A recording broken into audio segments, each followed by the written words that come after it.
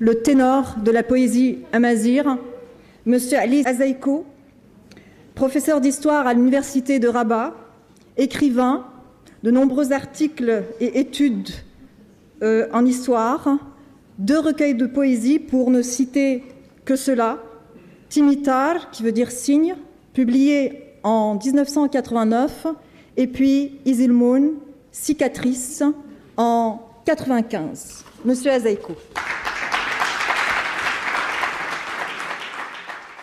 كي كان يدنتيني غمك ورجيتو ريخ غصد غوريخ هاتا براتينو تلكمن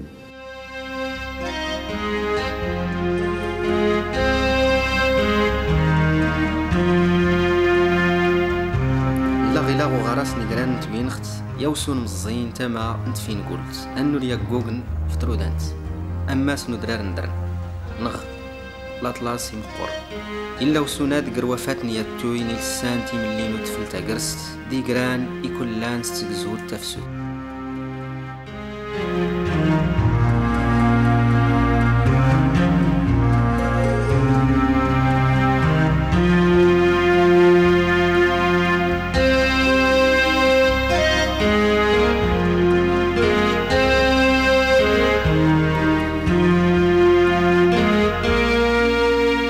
زايكون السنتي سايق يزدغيدا غيزويد تاوين اختا غيزويد يدوس مراك شاركيس يقرا يفوق ستغرينز يسالا غير تيغري يتابعا تاش الحيد ارتي ترى ارتي ساقرويه غارش كان نسقسي على زايكون تيغميا دا غدي رزم علي صدق يا زايكو النس ينواس غسكواس 1942 السنتيا بريد نسختو درت غيدا غيورم تيغري تمزوارو تختم زكيدا زون دا كينوكانس اما تيلما ستفين قلت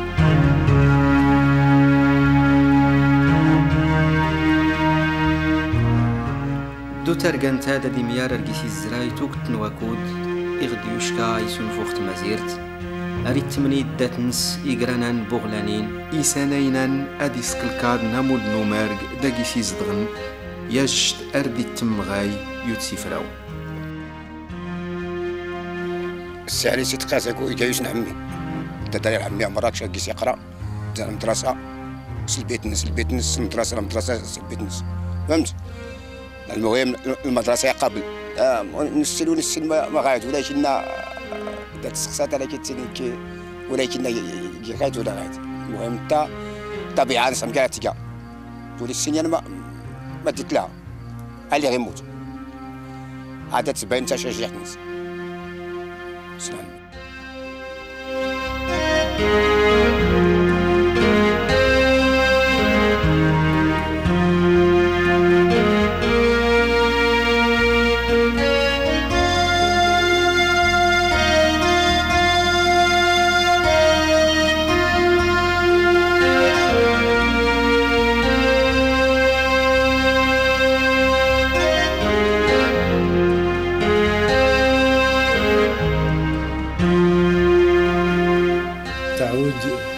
علاقتي بالمرحوم الصديق علي صدقي أزايكو إلى أيام الطفولة الذي التقيت به ونحن صغار أي وهو في سن 7 من عمره عندما التحق بمدينة مراكش فكان أول لقائي به بمدرسة الحسنية بمدينة مراكش أي قضينا سويا مرحلة التعليم الابتدائي وبعد نجاحنا في الشهادة الابتدائية انتقلنا إلى مدرسة محمد الخامس بروض العروس وقضينا كذلك الفترة الثانوية 3 سنوات بهذه الثانوية وبعد ذلك انتقلنا إلى مدرسة المعلمين الإقليمية حيث قضينا سنة كاملة وتم تعيين كل واحد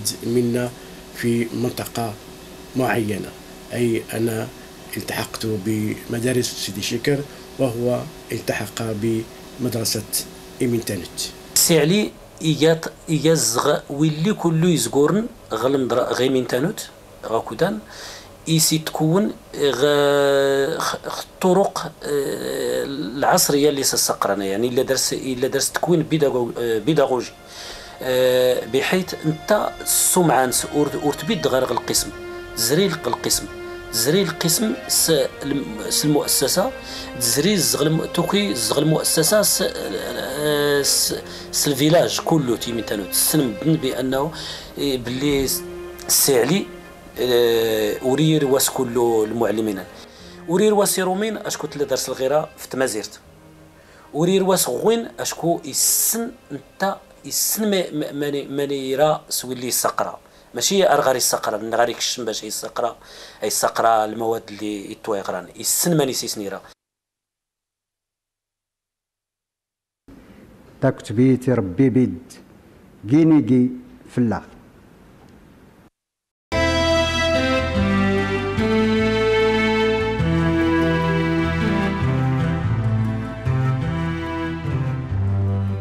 بيسان كيد سيالي زيكو تيني لقطا إيجا صدقي علي كلية الآداب المدرسة العليا للأساتذة غربات كدا نلقى أساتذة متدربين تاني لا الشعبة التاريخ كلية الآداب كاين لها الشعبة الفرنسية السيالي تساندرنا كدا ناس المؤرخ يمكنني نقول اللي نتمنى كان متخصصين في اللغات الأجنبية ثاني تخصصا سيجات التاريخ اذا ارنديمه التاوينتات ديال المقاربه ديال ان اكليراج يكان مختلف ومكمل ليكليراج اللي نتاوين كني اللي دار اختصاص اللغات سيالي درس نغاكودا يعني الجرأة في التفكير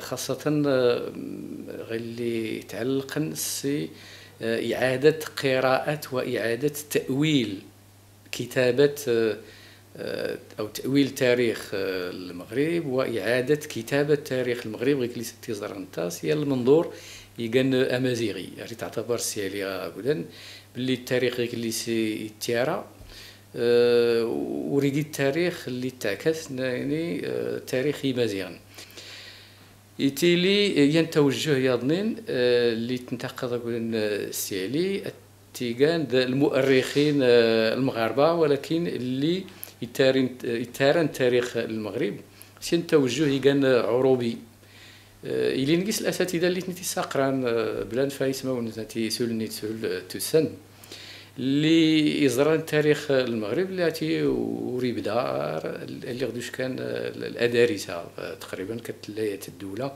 المغربيه السيالي تينيا دياتي تمازيرنا تي زرينغيس يقلدان زرينغيس انا العظماء التاريخ نتمازيغت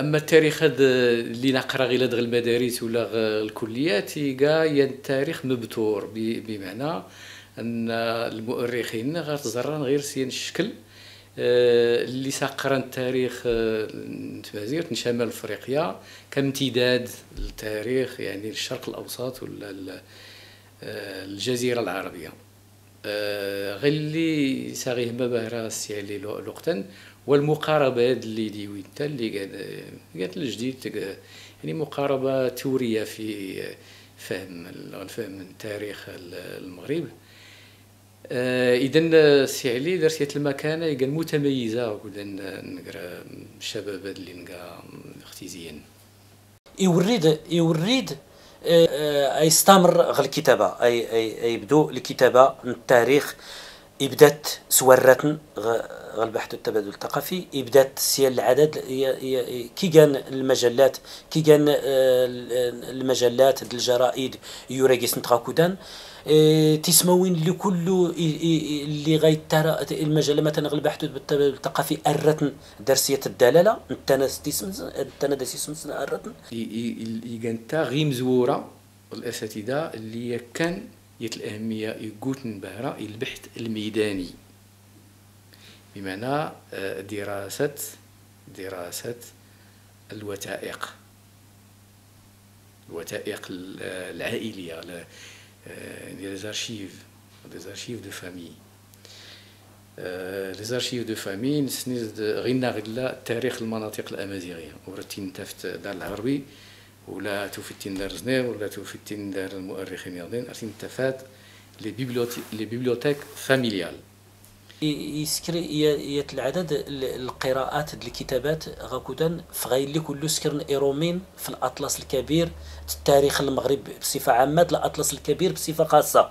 صدقي أزيكو مرتبطا ارتباطا عميقا بالتربة التي نشأ فيها، أي بالمنطقة التي ولد فيها وترعرع فيها. وأعتقد أن هذا الارتباط العميق بالتربة التي نشأ فيها بالجبل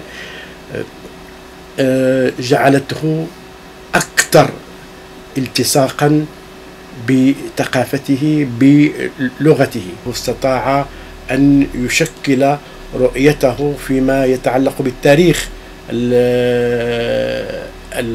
المغربي، وهذا ما سمح له بأن يطور العديد من أطروحاته فيما يتعلق بإعادة كتابة تاريخ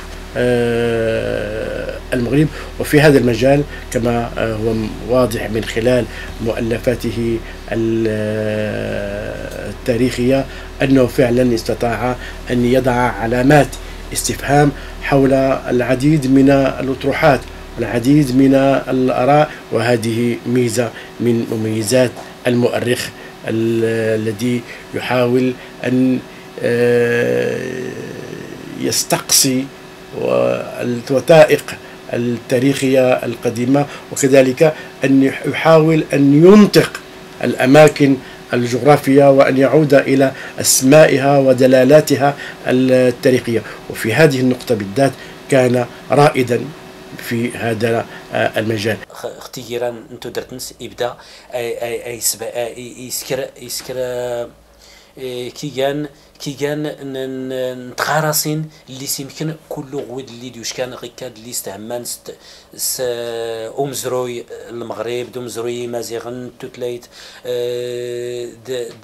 توتلايت تمازيغ توسنا تمازيغ تودرتني مازيغن يسكرسني كيان نتغارسين ماغا سوين جيمن دماغا سيجيلن اد زرين ياو سماق ليضناني زغواونس نتوسنا انت مزيغ دوم زروي انت مزيغ باش اتبيت في درنس او تبيت غار في تزراتين اللي سكرنا اللي يانويه ديالناني تا غوريرو فان اقاندت نغيرفان تا غوريرو فان اقاند اتنغيرفان عليا زايكو إسيقا يان غين ضمناد لي سكار اللي منتيني الشعر الحر نغد يسوين كي من بهر دراني اللي لاني نغوغوس الشعر النس نغديك اللي ستينين الميتافور امارغنس كيس كانت تقولي وين بهر زداينين كلا المعاني اللي نبهر زدرنين اللي رانا يزرا يسنقل مثلا غير جانفيلي دار عموري مبارك تقاتينا صديقي عليها زيكو يزرتي قصيدين يا غير يزمول يا غير بزاف ندليت الشخصيه تيم ديازين نسي علي زيكو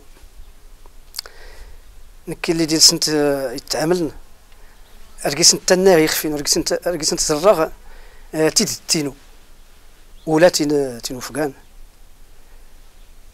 ذا تما كريسين الوقت نوزمز ارتنا يغيسيقا يقلين المرحوم صدقي علي ازيكو بابا سنت مديازت تمازيغت اختاسو تدغن لا تمدياز الناس تدوس تزدق تدر تقانا روز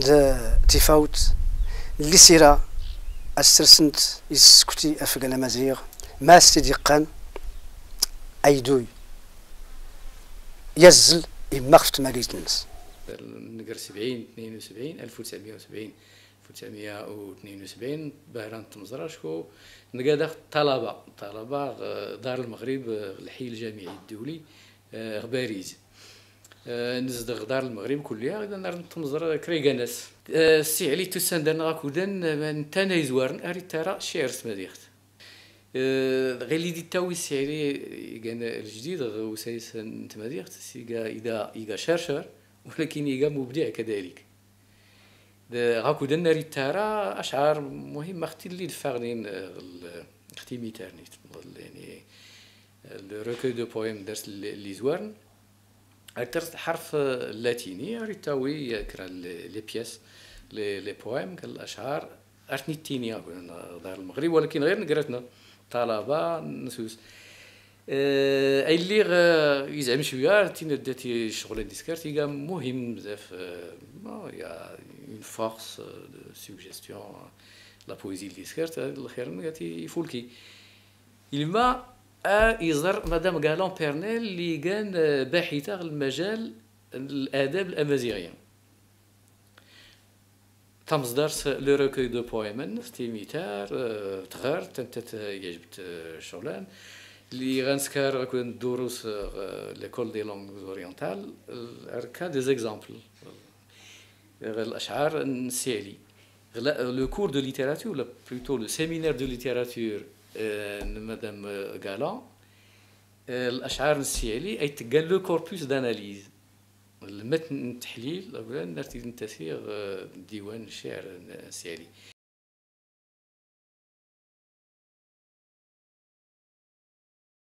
Alors, quand Satri est venu, Ali, quand Ali est venu au cours de mon mari, on est entré en relation avec lui, un jour, il nous a apporté 36 poèmes qui venaient de composer. C'était autour de 1970. Et puis, alors, donc, ces 32 poèmes, moi je les ai traduits. Parce que à ce moment-là, il essayait d'avoir une édition en français, mais il n'a pas trouvé d'éditeur comme il le voulait, et il a après édité au Maroc, mais il a édité en caractère arabe. Azaïkou, c'était, enfin, aux conférences de littérature, aux cours de littérature de l'INALCO ou de l'école des hautes études, l'atmosphère était très libre, chacun intervenait, enfin on ne faisait pas ça n'importe comment, pas en pagaille, mais enfin chacun pouvait intervenir, donner son avis,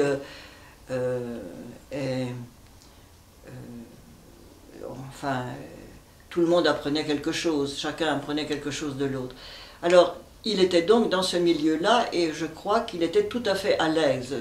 Je crois que vous pouvez dire, et ça je pense que c'est la vérité, que dans ces années-là, autour de 1970, dans des cours qui étaient à l'INALCO ou à la Sorbonne, à l'école pratique des hautes études, il a eu un rôle important puisque c'est autour de ces 8 poèmes que se sont faits un certain nombre de conférences.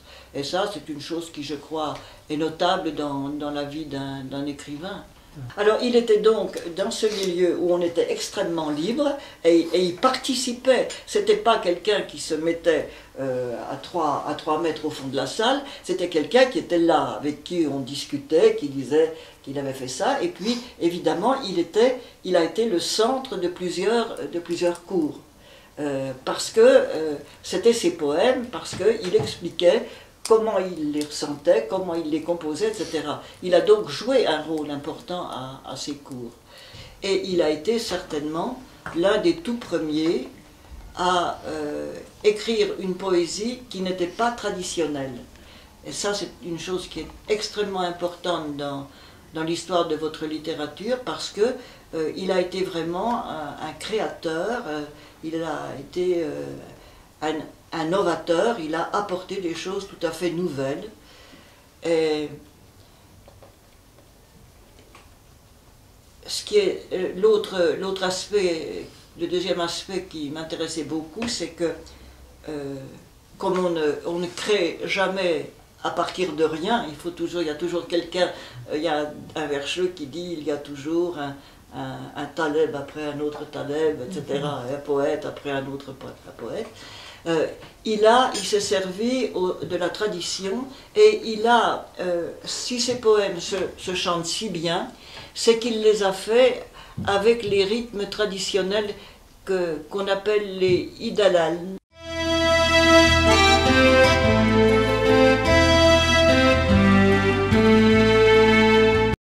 Donc notre ami, il avait principe de composition orale dans sa tête. Même si ça n'est pas quelqu'un qui chante les poètes H. Belaïd ou Boubacar Anchad, il n'est pas assez gai pour...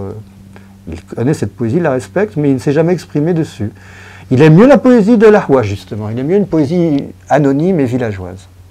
Et il avait en tête le tallunt de l'Ahwash pour composer ses poèmes. C'est comme ça qu'il y a une régularité métrique dans ses poèmes. C'est pour autant qu'il se joue de l'Ahwash silencieusement dans sa tête. Bon.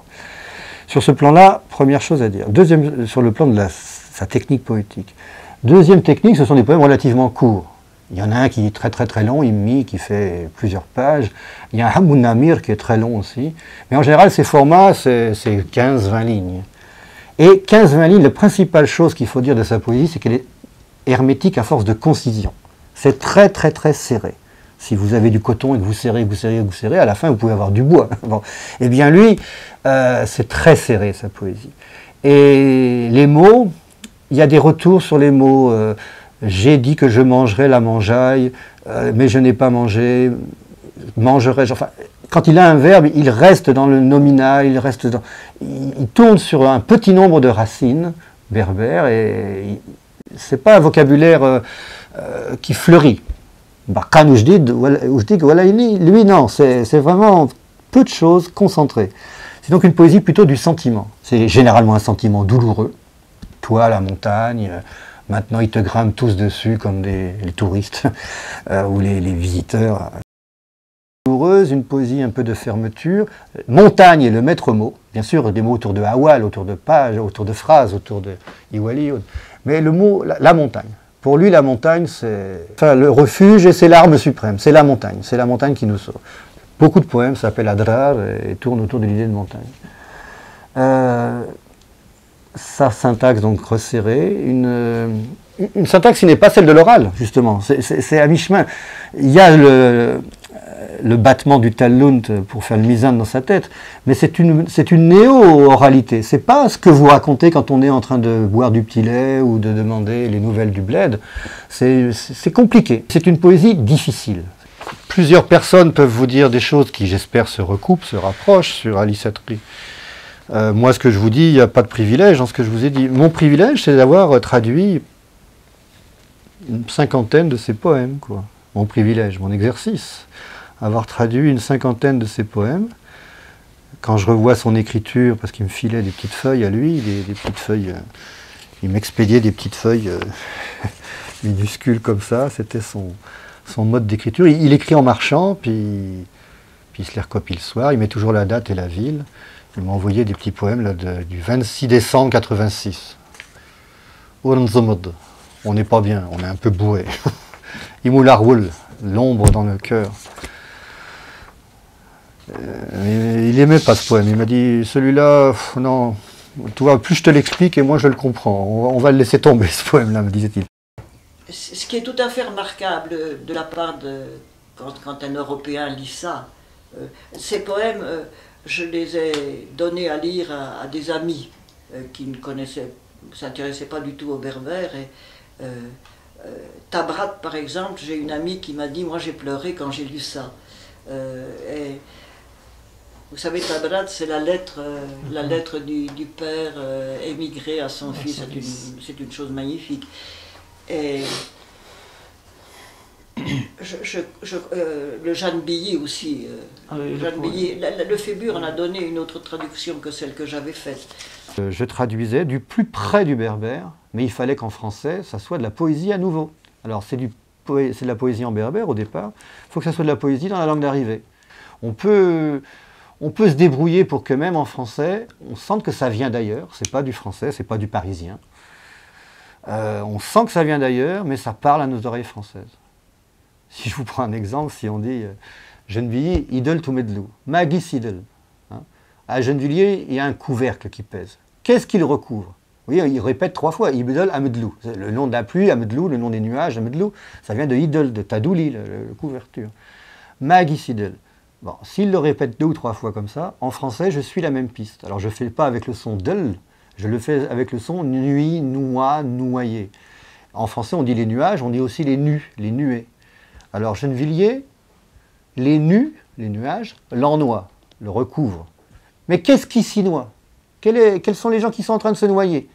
Et vous voyez, Gennevilliers, les nuées, l'ennoient, mais qu'est-ce qui s'y noie? Et on enchaîne. J'ai respecté les 3 del qu'il y avait dans Amedlou, del, Magis, del. J'ai respecté ça. Et une fois que le poème est lancé, on ne peut pas le faire tout au long. Mais voilà, j'ai toujours traduit Alice Atcry en essayant de respecter sa complexité et ses beautés. C'est au lecteur de le dire, c'est pas à moi. Je sais qu'une fois, on avait fait une causerie à Rabat, et j'avais récité ce Gennevilliers, il m'avait dit « Ils sont difficiles tes traductions, Claude ». Et je lui avais dit « C'est toi, ta poésie qui est difficile ». Et bien on était d'accord, sa poésie difficile, son exigence est très très forte. يقند يعني الدرن السولي سوال مقرا كرانا سمدن اتيتو ووال شكرا هاد مقالين وسين شكون حتى كانوا بالزرع زعما كرا يشقال حتى كي وزاره التسيير سيتي راه هنا شنو 5 سنين 7 سنين حست شوف هلا هذا فوق النيميرو انا مزيان مستعرض راه زيت نحكي 3 ما نظنش كنسى هذا المشكل c'est un mystère. Un mystère, oui. Des phrases autour de... Mais le mot, la montagne. Pour lui, la montagne, c'est...